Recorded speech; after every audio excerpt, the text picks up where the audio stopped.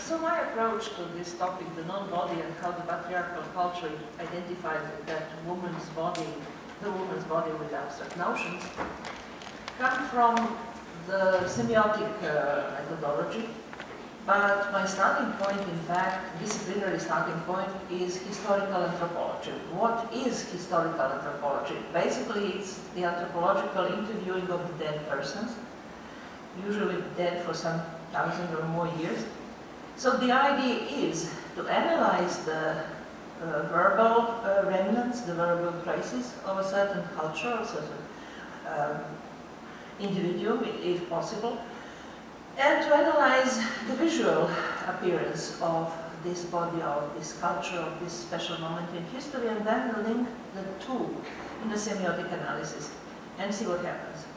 And the results of what was happening in this discipline in the late 20th century show that it's a very, very interesting view, especially of antiquity, and that it deconstructs radically our notions of antiquity and utterly destroys our ideas of universality running through centuries, and also deconstructs all our standard stereotypes about classical, about beauty, and so on and so on. So this is my starting point, and I wanted to go through not just historically, not just diachronically, but also jumping from period to period to see how patriarchy, which is one of the long-lasting features and is still the ruling feature of our societies today, how patriarchy, which is capable of bricolage and improvising, and can live with any ideology and any religion on this planet, and in human cultures, how does it treat the female body, basically the naked female body, as the object of desire, as the object of ideology, as the object of, as the screen of some messages, which religion, which culture, which ideology. So I started with, of course, the antiquity, and with the fact that in antiquity there's a very special notion of culture, which usually we are not aware of. And that is the fact that if we think of the most popular motive, visual motive, which we find on ancient temples, in public spaces, absolutely the most popular motive which we find on these visual presentations is the Amazon woman, or the Amazon women. Why? The very simple explanation is, and I'm referring to democratic Athens, that is the 5th century BC, but also to other polis, the small state cities all over the Greek world in antiquity, and the Mediterranean also. Well, it does present this woman's body, which is half naked, dynamic, in movement, or poorly dressed, or whichever you prefer, but as a sexual object. It was represented in all the public spaces for the enjoyment of men, who were the population in public places. Women were not supposed to go around publicly, and so it's men's enjoyment. Men go around temples and watch the half-naked lady and enjoy it. That, in fact, is the message that we get. So the Amazons do not present anything else but the enjoyable jouissance, the female body. And to show you how it goes, I present you a very well-known plate, ancient plate, with representations of Achilles, who is running his sword through the chest of a beautiful woman, the Amazon queen Penthesilea. On one side you see a Greek warrior who is supposedly a friend of Achilles, and on the other hand you see a slaughtered woman, already dead Amazon. But the queen of Amazons, Penthesilea, is representing as a Greek, in Greek apparel, with short skirt. That's very important. The miniskirt is one of the elements of enjoyment. And half naked, let's say. And the narrative of the scene is Achilles was killing the Queen Penthesilea, the Amazon Queen Penthesilea. This is an episode which is not in the Iliad. That is much later, when Penthesilea comes to the help of the Trojan king Priamus. It's not described in the Iliad. So Achilles, at the end, kills the mighty Amazon queen, and at the moment in which he runs his sword through her chest, he meets her eyes and he falls in love, but oops, she's already dead.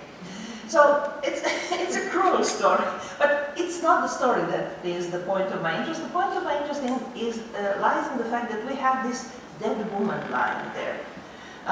Historical anthropology, the French schooling, historical anthropology of the 20th century, discovered certain codes looking at past cultures, especially the ancient cultures. And one of the codes, which we read quite clearly, is that when you look at, for instance, the paintings or the drawings on Greek vases, there are certain simple rules. And one of the simple rules that persons represented on a piece of ceramics, let's say, communicate among themselves, and therefore they are turned by profile. But those who are drunken, mad, sleepy, or dead look at you. They transfer to you their message of non-existing. They transfer to you their position of the dead. So we know that the woman on your right side is dead because she looks at you. And the other thing is, she's wearing something completely different from the queen. She's a warrior, and she's already dead. Look at her clothes, look at her, well, what we would say finely designed pants, and a tunic, and a special hairdo, and sleeves, and everything that, in fact, for a Greek viewer, would mean only one thing: she's a barbarian. She doesn't wear Greek clothes. So why Penthesilea is wearing Greek clothes? Light Greek clothes showing most of her body. Well, basically because she is the main object of desire in this painting.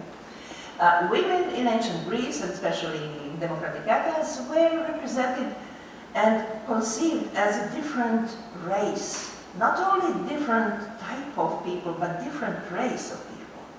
And Nicole Leroux, the French scientist, the French humanist who wrote a lot about ancient women, pointed this in one of her very famous books, La Race des Femmes. It's her term in The Children of Athena, which is translated into English, La Race des Femmes, the race of women. So this race of women, so different, was subdued to cruel patriarchal rules, but at the same time, ancient writers, especially Aristophanes, points out, and some other authors too, point out that, in fact, that female sexuality is totally different from male sexuality in the sense that women enjoy sex much more than men. So it is a certain respect for a more powerful sexuality, but also some fear. And in fact, the clue for this situation, the clue for Achilles in this drawing, is the identity of the ancient male, the ancient man who is a citizen, who lives in public, and in fact doesn't even consider the private, anything private as something important, being all imbued in the public in democracy, and therefore his identity is different from ours. One of the points that the anthropologists discovered, he does not have the inner life as we have today, but his identity is spread around, and he has to have a number of others to mirror himself, to get him back the picture of his position, the mighty male citizen. So he has to have women, barbarians, slaves, nature, mythology, everything that could surround him and give him back his image. So that's how the identity is constructed, and that's really curious because we construct our identity today from inside. The ancient man constructed it from outside, which made them much more, in fact, dependent on the others, beginning with women. So that's the position, that's the situation in which we recognize this presentation of the public body. That's a typical representation from the temple, from the public space, in which again we have half-naked Amazons fighting half-naked men. They're both objects of desire. They're admired by the mighty citizen man who roams around and enjoys the scenery and what he sees. And this is the situation in which we understand that a certain level of pornographic enjoyment does play a part in our viewing, public viewing of a female body. But these women, yes, they represent objects of desire.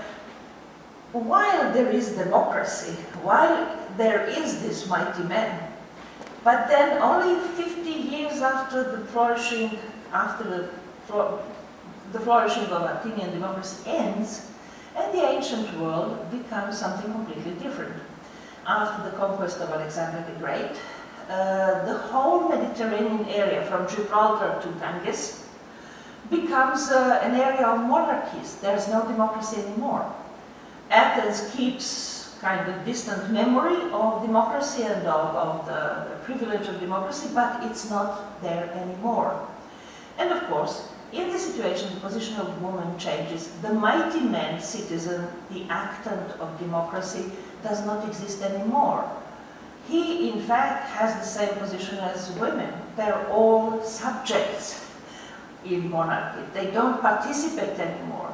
So in so-called Hellenistic culture, which starts with the death of Alexander the Great and goes for centuries into the Roman history, into the Roman Empire, this Hellenistic culture offers new positions for women. And we have, for instance, Heronda, a writer of mimes, short poems in which scenes from everyday life are described. And in one of mimes, two women enjoyed themselves at home, and then they decide to go to the city. And they go to the city, they are flâneurs, in fact the first flâneurs we know in history. And what they do is exactly what the male citizen was doing before. They admire the public scenery. They admire the naked bodies on public buildings. They admire what is going on in the city. They are free to roam around. That's a change. So women get something with the passing of democracy and going into monarchy, but I want just to put you into the situation in which a woman's body starts to represent something else. So there's this portion of desire being preserved, but there is something else lingering. This is something you recognize all, the Nike victory of Samothrace, which is today in a very special position in Louvre. And what do we see here? It's a victory, it's an abstract noun, abstract concept, which has also become a goddess. But what we see now here is a perfect female body in a wet t-shirt contest, showing off and being represented as the object of desire. So yes, of course, victory is the object of desire too, but not sexual desire. So you see this slowly moving toward the abstractization, we would say, of a female body. And we go to a second phase, which is extremely important. This abstractization of the female body, of course, is lost with Christianity, with censorship on sexuality, on a woman's body, with the concept of sin and other things that happen. And we will analyze the most important thing that happens later. But in Renaissance Italy, there is the way to go back to ancients and to smuggle, through the privilege, through the high placement of ancient culture among aristocracy, it's possible to smuggle the naked body to the art. And it is a bypass by which Italian artists avoid the clerical censorship, church censorship, and represent the naked body for the first time after several centuries. How? Well, very simply, they use ancient motives. So, by using the ancient motive, you come to the point in which naked body is possible because it's not censored, because it has a certain position among aristocrats in the highest culture, and it is possible thanks, that's my favorite motive, I just have to tell it, thanks to refugees.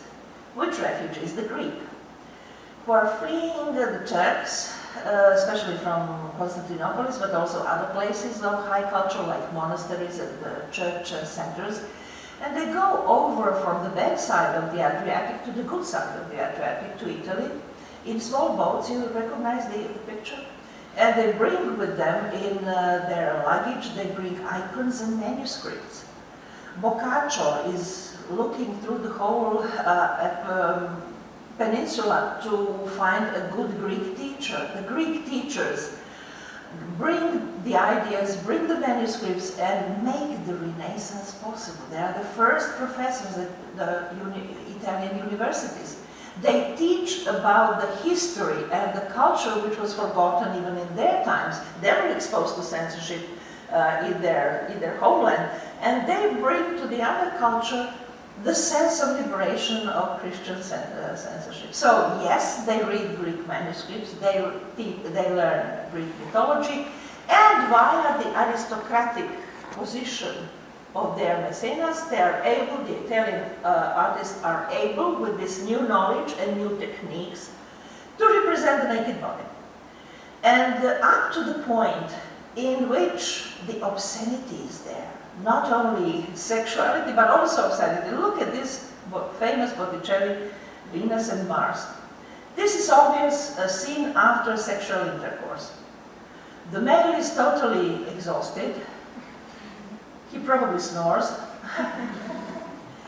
He covers the rest of his masculinity, which is not in use anymore. Venus is definitely disappointed. She is really depressed, and well, she's gone to some love, perhaps her criteria are too high.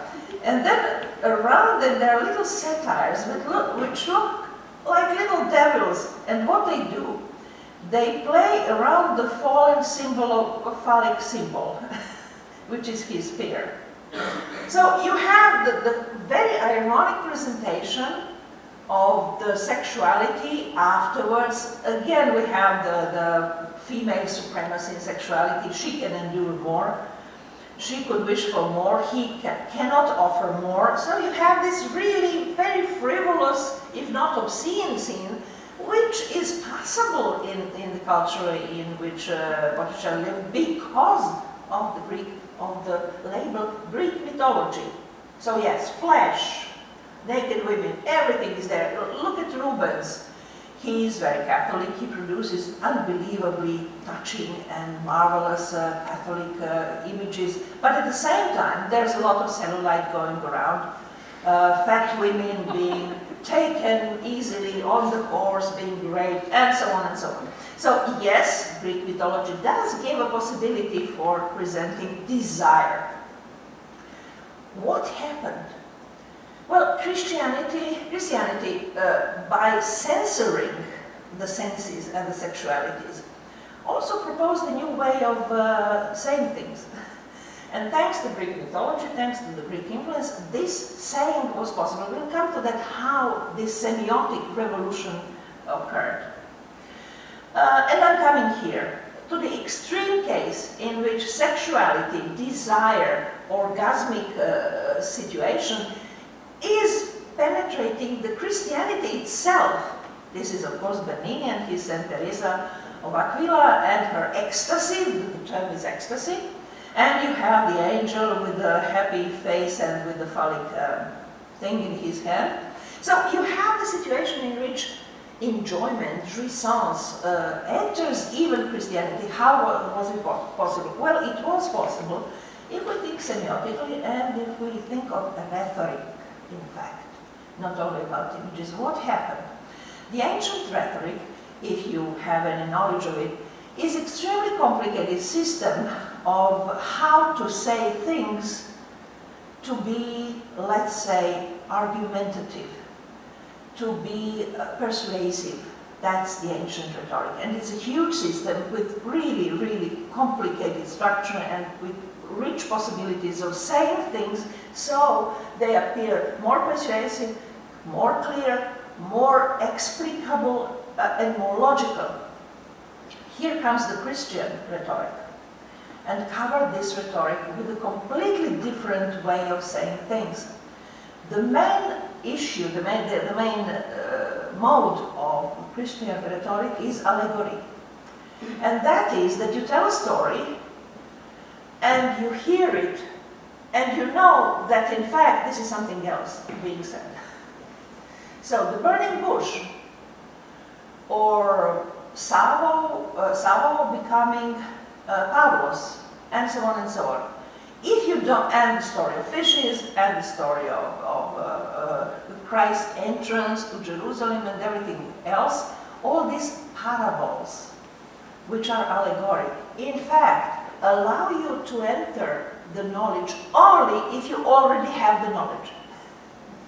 If you know what's going on, you will know what's going on. But if you don't, it's a complete mystery. You don't understand. You're not invited. By the verbal system, by the logical system, by the construction of speech, of discourse, you are not invited into entering the Christian science. No way. So it is allegory in which you are supposed to know what this is representing.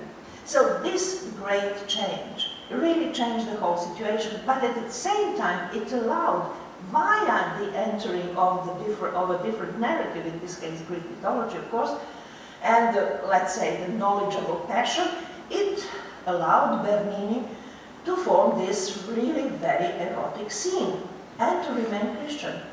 So allegory was a double-edged means. On one hand, it destroyed the ancient rhetoric of clarity, but it introduced another way of understanding, coding, decoding, deciphering narratives and things. So they both help each other in a way. Then we come to a new period in which Western world claimed that it returned to some classical ideals and that it formed a new social system in which aristocracy does not play a very big part anymore. Of course, we're speaking about the French and about, before that, the American Revolution. And the revolutionary spirit, which in fact is atheist and anti-monarchic and introduces republic, is one of the best and one of the worst things we had in the past. The worst being the fact that even today we think of democracy as a republican democracy, which in fact doesn't have anything in common with the direct Athenian democracy. It's a representative democracy based on the Roman system of democracy that is negotiating between the classes and not democracy as it was in ancient Athens. So this representative democracy needs its representation, and the Déclaration des droits de l'homme, which was the base for the French Revolution, is here represented by two female figures. One is angelic and winged. We suppose it's victory, and on the other side it's justice or wisdom without wings, but both of them are female. And in fact they both promote the same position of, I'm offering my body, but I'm not a woman, I'm something else. So there's this part of enjoyment which remained, and the other part which sends a message, a new ideological message, which is much stronger than before. Let me show one of the most impressive images of this separation of the body and of the message, of the ideological message. This is Arc de Triomphe in Paris. Rude was a sculptor, and he represented here Marseillaise. So this woman upstairs represents a song. She's so abstract that you cannot imagine anything more abstract than a song, a revolutionary song. Of course, she looks like an Amazon. She is underdressed. She's rather sexy, and she, of course, has a sword and the position, and she calls the people to follow her. But we don't know where these people is because they are beneath her. They don't communicate with her at all. She's so abstract that there's no communication between the consumers of Marseillaise and herself as Marseillaise. So you have totally separated the enjoyment, which is there, no doubt, half-naked woman, and on the other hand, she doesn't have any communication with those who are supposed to be enthusiastic about her, about the song, about the revolution, about the movement. So they go in the same direction, obviously, but not on the same level. So she's totally abstract. And you see how this device is used by the Republican cultures that we know of. The other example, one again on the Garnier opera, the tragedy is represented, again, half-naked, we don't know why. And there are other persons around who do not care about her. She's represented by herself, branding a torch and some weapon. So we have, again, this total abstraction of the female body. She represents something that is a genre, a literary genre, a cultural phenomenon, and she does not have any connection with the world that is beneath her. But there's another way to represent this. And this is a Slovenian painter, Franz Kaučič, end of 18th century, beginning of the 19th century. My very favorite painter, I think he's the first Slovenian feminist. And here you have the motive, which is the birth of music. And the half-naked, very sexy person in the center standing is music. But this music, song, whatever, tragedy, literary genre, has direct connection with the world. Kaučič was really excellent in representing communication. If you go to National Gallery here in Ljubljana and look at his paintings, he's really a master of representing verbal with hands. His hands are unbelievable. You see the dialogue, you see the argument, up, down, side, whatever. So you see him really artistically capable of representing communication. So how does he represent music?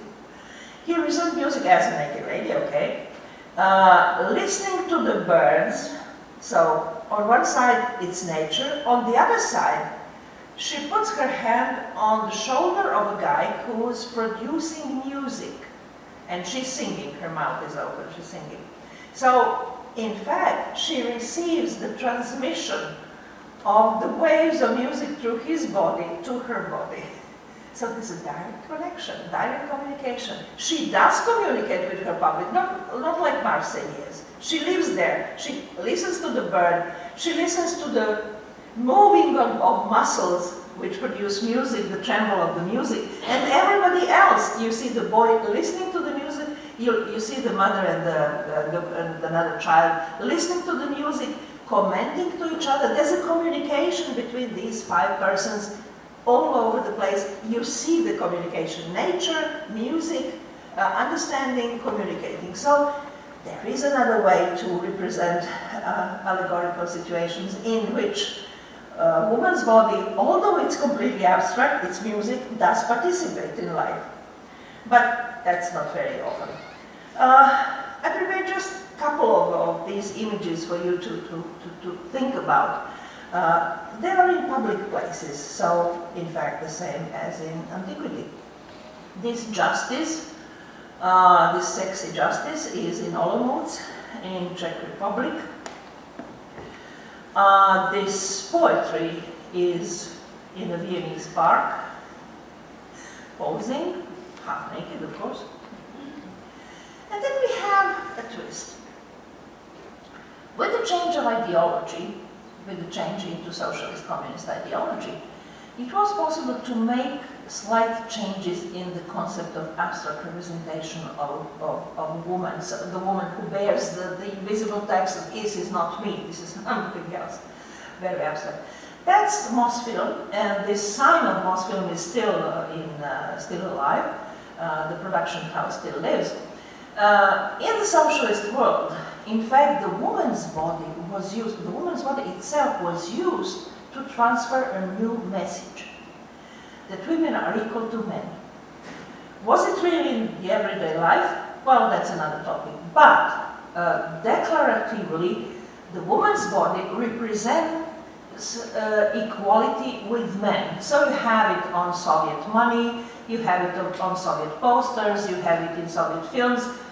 Men and women shoulder to shoulder, that's a figure which expresses everything, equally engaged in physical jobs, in intellectual jobs, in fighting, in representing, and so on and so on. Well, in fact, rarely being in love, but okay, this is also represented in Soviet culture. So a woman for the Western world represents a different kind of woman. That is why she's muscle very often, that is why she engaged in actions which are not womanly actions, like driving a tractor or a tank or something like that. So it is a different body, but it transfers the message again. I am the woman who represents a new social system. The whole ideology goes through the woman's body. You will see it in early films, in the Yugoslav films, in all the socialist countries. You will see the same tendency of representing woman's body, which by itself explains the new ideology, by its new position in society, by its new position within the male society, and so on and so on. This case is really, really interesting, because the woman is kind of half naked, and again we have the wet t-shirt effect on her body. And the man is fully dressed in workers' apparel, but there is this scarf suspiciously floating around his genitals. So his genitals are covered not only by clothes, but also by this scarf. So she is deployed, she's kind of, her body is open, his body is closed, which is really interesting. As an image, again, of equality, or if you want, the supremacy of a woman's body in a certain ideology. So you see how easily this can be transferred, this can be used, this can be recycled in different ideological situations. So, of course, my question is, does this Soviet, let's say, image of woman convey the same underlying message of manipulative patriarchy? Well, I'm not entirely sure. Of course, the practices of everyday life speak in favor of patriarchy being sustained in the Soviet and the socialist societies generally. But we know it from experience, we know it from documents, we analyze it, we historicize it, but in the image, it's not so clear. So it is possible to minimize even the patriarchal investment into images if you change ideology in a certain form. So obviously I'm speaking about figurative all the time, about realistic. Is it possible to transfer the controversy into at least semi-figural? Yes, it was. And of course, this is the case of Nikki de Saint-Phal. I took her on because she was a very typical public artist who displayed her work in public places, like the fountain in Paris, like the Zurich railway station, like airports, like this whole park in Tuscany, which is populated by her sculptures. So what did she do? In fact, she is on the way to semi-figural or half-abstract, but what she does is she uses irony to represent the woman's body. So no patriarchy at all. It is possible to play the same game, but to represent something else. To represent the woman's body as being manipulated, little head, misused by the cultures, but still wearing femininity, female force, hips, and so on. The asymmetry, the non-existence, the discrepancy between the weight and the airness of the figure, everything that was possible for this artist. So it is possible to play around all this, what I was telling, and to represent a new possibility of representing public female figure, which does not impend desire. On the contrary, she provokes desire, the enjoyment of any possible gender. And we come to the manipulative way again. And this is about surrealism and about René Magritte, but on your left, there's a very interesting presentation of a woman's body. It's from the series of little clay figurines representing generally known creatures as muses. And it was a huge industry of production of these figurines in Alexandria in the 3rd century BC. So some of the figures are quite provocative. There's a figure of a woman who's reading a manuscript and sitting her legs spread on the pig. And the pig in Greek, in ancient Greek, means the female genital. So there are such muses. But there's also this muse, which is represented as the head instead of the body. She doesn't have a body except for the sexual sign, but her brain, in fact, takes the place of her body. She's a muse. She's intellectually strong.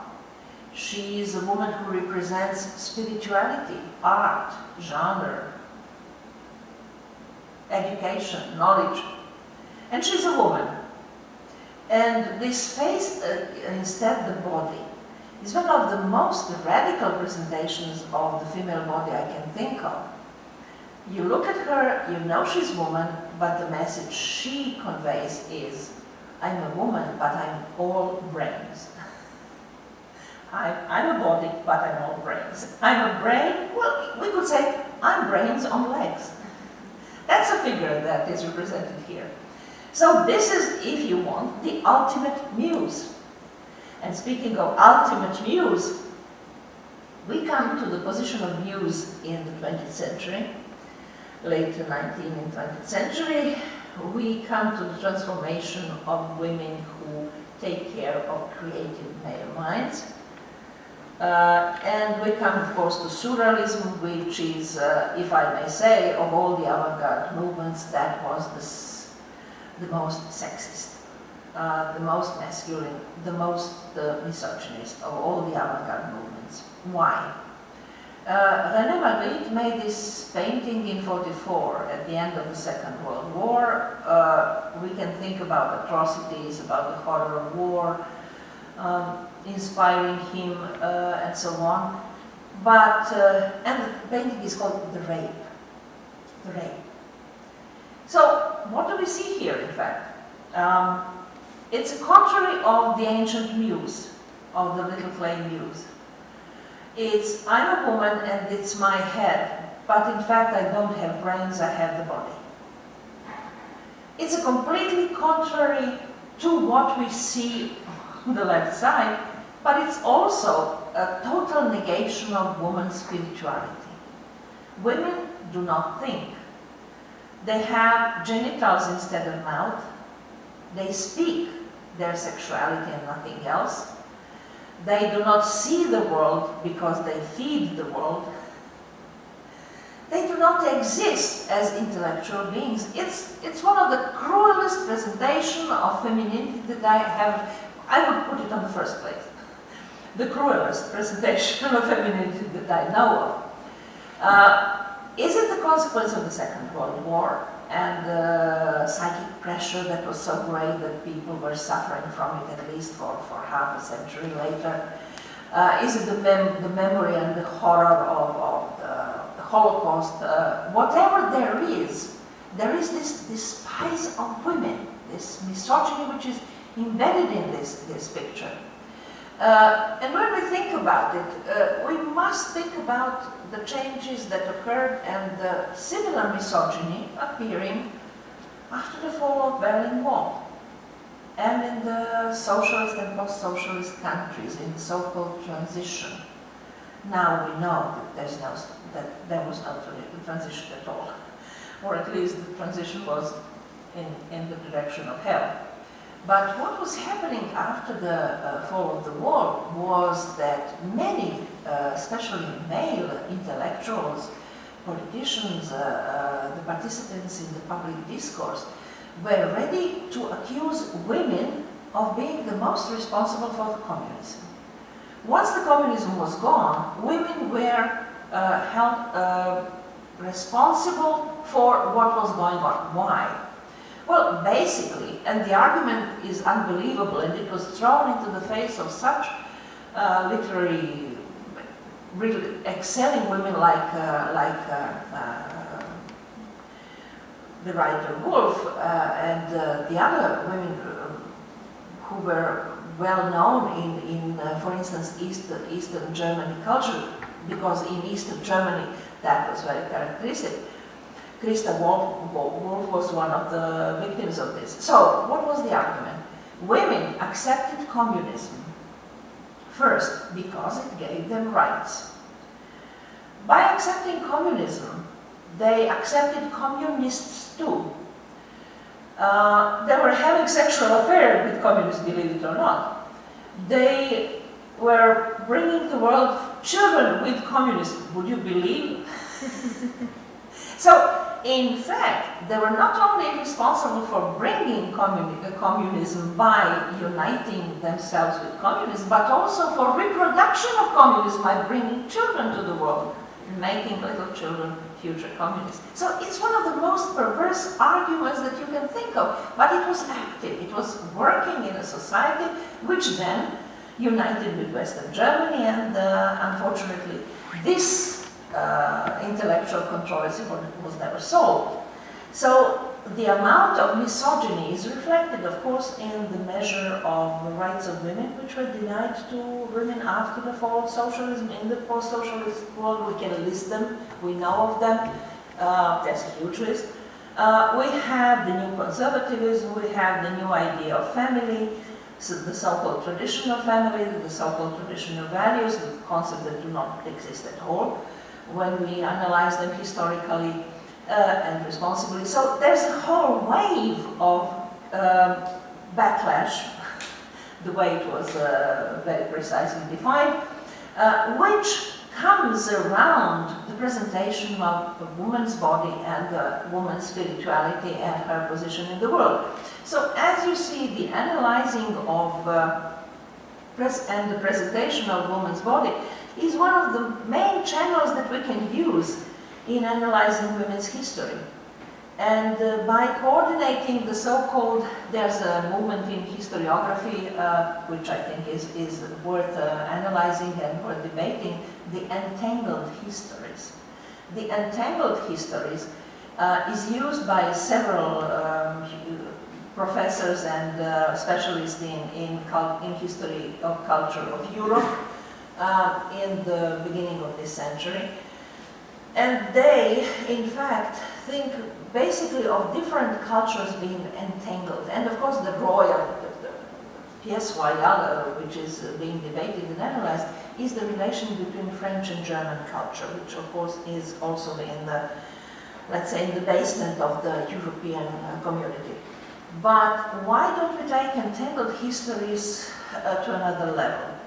And think about the possibility of analyzing entangled situations between culture and political history and social history. See the representation and the political reality at the same moment. When you look at the Soviet social realism and its achievement and its products, you just have to think about what was the everyday life, how this everyday life was played on the, if you want, the basic text of prerogatives proposed by the society and so on and so on. We just have to include presentations and everyday life into the picture and disentangle them to understand what was going on. One of the good examples of how this can be done are the books by, unfortunately late, she died rather young, Svetlana Slapšak, who analyzed the Soviet nostalgia in her second great book, and in her first great book analyzed the commonplaces that is the public spaces or the apartments which were shared, or corridors or streets, every public place which was shared by Soviet citizens, and how they used this space, and how gendered this space were, and what the representation was present at these places and so on. So this is the combination of the anthropology of everyday life and historical anthropology, in fact, that I propose to include into the entangled history concept. So, therefore, the allegorical victories, poetries, muses, justices, and others which we, if you are flaneur or flaneurs in any European or North Atlantic or South American city, you will meet in just 1 hour walking through the center. You will meet at least 20 victories, justices, poetries, national presentations, and muses around you on the buildings. They are everywhere. The number of these presentations is unbelievable. How is it possible that we did not care about presentation of abstracted women, and how is it possible that we did not use them in understanding and historicizing gender in the Western world? Of course, in the realm of realism and of figurative presentation. So, I would conclude now with this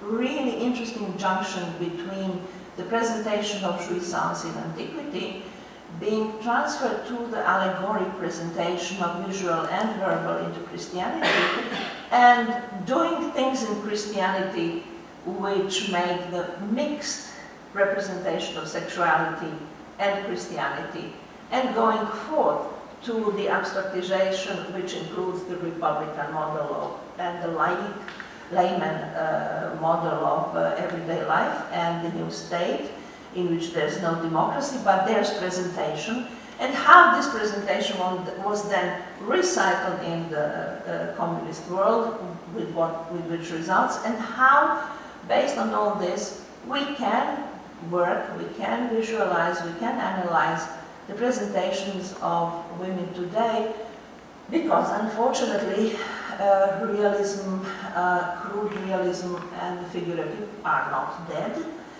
And the abstract presentation do not have the same political impact on people in public spaces as they had before. Thank you.